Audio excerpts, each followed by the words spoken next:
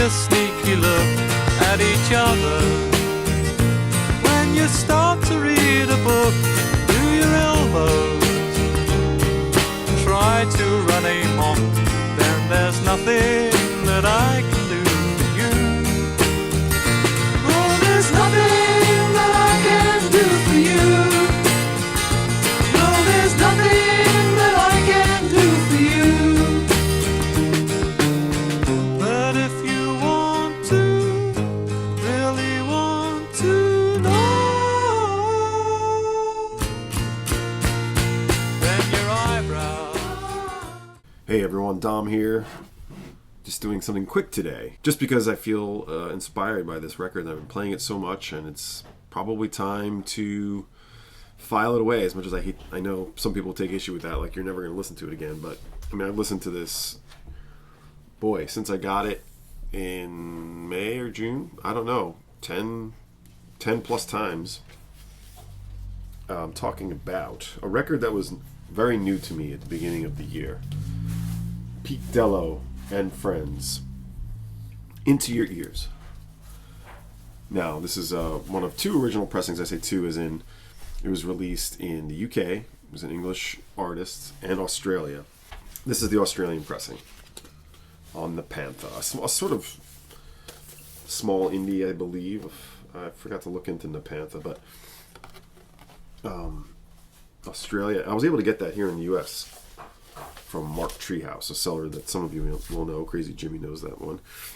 Anyway, why did I get into this? Well, I have to thank my friend Jonas, Vinyl Stockholm, who was doing a video about Christmas-related records or songs. Not so much like overtly Christmas, but songs that mention Christmas. And the last song on this record is Arise Sir Henry. And it talks about Arise Sir Henry from your Christmas pudding. And that was it. That was what he took from that. And thank God you did, Jonas, because this has been a life-changing record for me. Just absolutely beautiful album. So who is it? I'll tell you, Pete Dello, from the band Honey Bus. I don't know that band's familiar for a lot of Americans. I was not unfamiliar with them, but I haven't really heard much of their music prior to this. I was familiar with their album on Duram called Story. Just how long do you think is forever's gonna be? How long?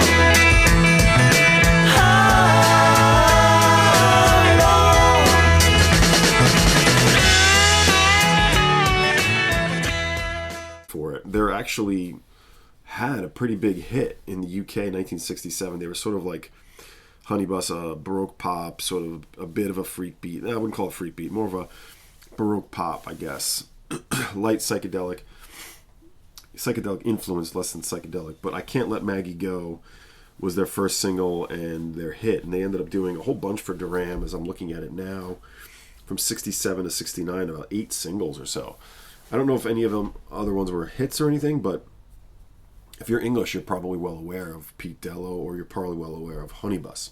Following that record, or Honey Bus's output, I believe, well, they officially disbanded in 73, but Pete Dello, a.k.a. Pete Blumsen, vocalist and guitarist, was the primary songwriter and producer. And he made this record. He was offered a solo deal, I guess, to make this record, and he wrote and produced it.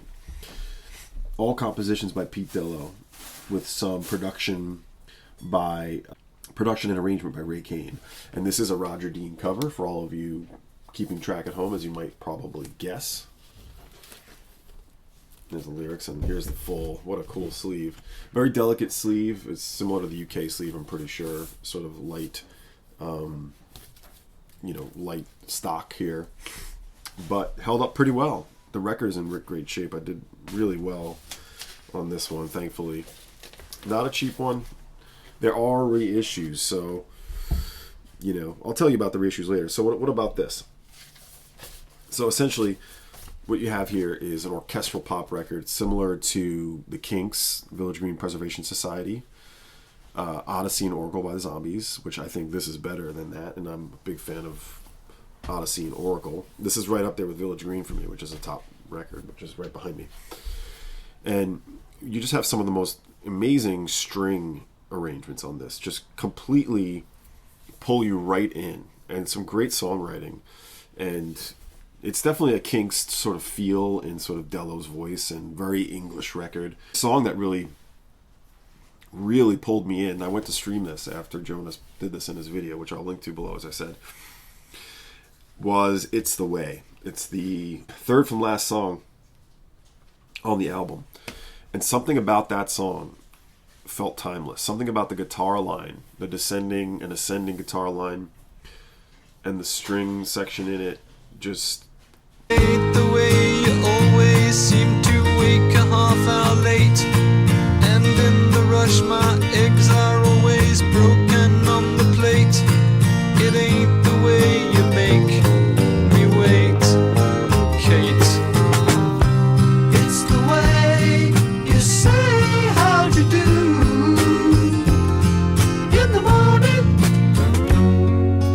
You ain't no saint, but you feel that a sinner. It ain't the way I... It's sometimes you have those times where something just really pulls you right in, and you're like, takes such very specific notice that you have to go out and find it. And so I put on the full court press to find this. I was hoping to find the English pressing, but I'm happy to find the Australian, and it came up from Treehouse, and we worked out a deal. So I was just stoked, beyond stoked to get it. It sounds incredible. Every song on here is memorable with good hooks. Again, those string arrangements, Dello's lyrics, which are, like I said, a very English countryside, sort of like mythological. There's like maybe one song that's a little silly, a good song, which is all about like similar to like Session Man by the Kinks. You know, it's like talking about trying to publish a good song and write a good song, and like schmoozing with labels and publishers. It's a little hokey, but still okay. Every other song is awesome. It's What You've Got, the lead track. What a way to enter this record. It's what you've got. It's what you've got.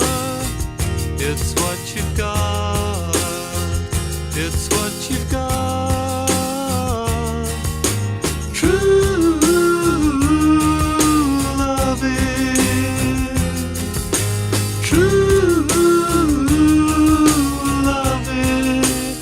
Oh, it don't matter what you do. It don't matter what you say, but hold on, my friend. Hold on, my friend. So it's credited to Pete Dello and Friends, which is essentially different collaborators. Yeah, the musicians on here aren't credited. It's just Pete Dello, and Ray Kane credits. Right. Does not mention who actually played. Probably session musicians, I suppose. But they did a bang-up job. Pete Dello and Friends, Into Your Ears.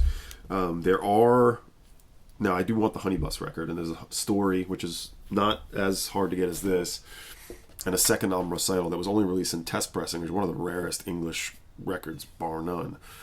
That got reissued, too, as a part of a twofer, I think. I don't have that, but Into Your Ears did get, I didn't realize this, did get 1980s reissues on that C for Miles label, some of you might be familiar with, that was reissuing a lot of classic psychedelic era records. So like I said, it was only in the UK and Australia, and then there's the C for Miles LP pressing in the 80s, which you might be able to find, and there's a Hanky Panky, I don't know what label that is. That's expensive, unfortunately. The one that I think you want, oh wow, Burger Records, remember Burger Records, they did a cassette of this. The one I think you want is the Got Kinda Lost edition. I believe this is the best. Repertoire also did the CD, but I believe the Got Kinda Lost is the one that had the best sort of pressing, I believe. But also that is not cheap. I think the C for Miles UK pressing, you can, which would be the first actual reissue. I thought I found a cheaper copy somewhere. Yeah, the reissues are going to run you like 50, 60. So sorry to bring something up here that's not easily attainable. But it just became my number one want very quickly, thanks to Jonas and his Christmas video. Just like I said, just the string arrangements the production, the songs themselves. I love Dello's voice. Do I Still Figure in Your Life actually was a Honey Bus song. I think there's two that were earlier recorded by Honey Bus. So yeah, I do want that Story record, but I'm so happy with this. Never did follow this up as far as Pete Dello and Pete Dello and Friends. I don't know why. Obviously it didn't, it struck out in terms of commercial appeal, commercial play, but it's been discovered lately. It's being discovered, you know. Everyone who's heard this is like, oh yeah, that thing's insane. So yeah, and not really a psychedelic record, although the artwork certainly lends itself to be. But I'd say adjacent. You know, there's no phasing or there's no sort of freaky guitar. Just wonderful Baroque pop and just songs that make you want to swoon. That's it. I just wanted to really highlight this one on its own just because it's been such a key staple here for me for all of 2025 and a good 3 or 4 months since I've gotten this. Pete Dello and Friends, Into Your Ears from 1971 on the Pantha. It's almost like an Acid Archives, but this is English, so it's not in the Acid Archives. That's it. Back with more soon. Hope everyone's well.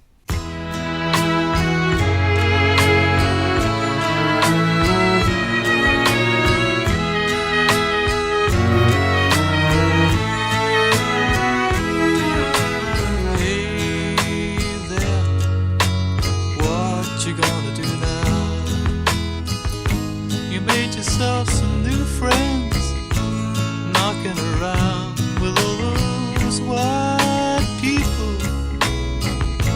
They make me nervous.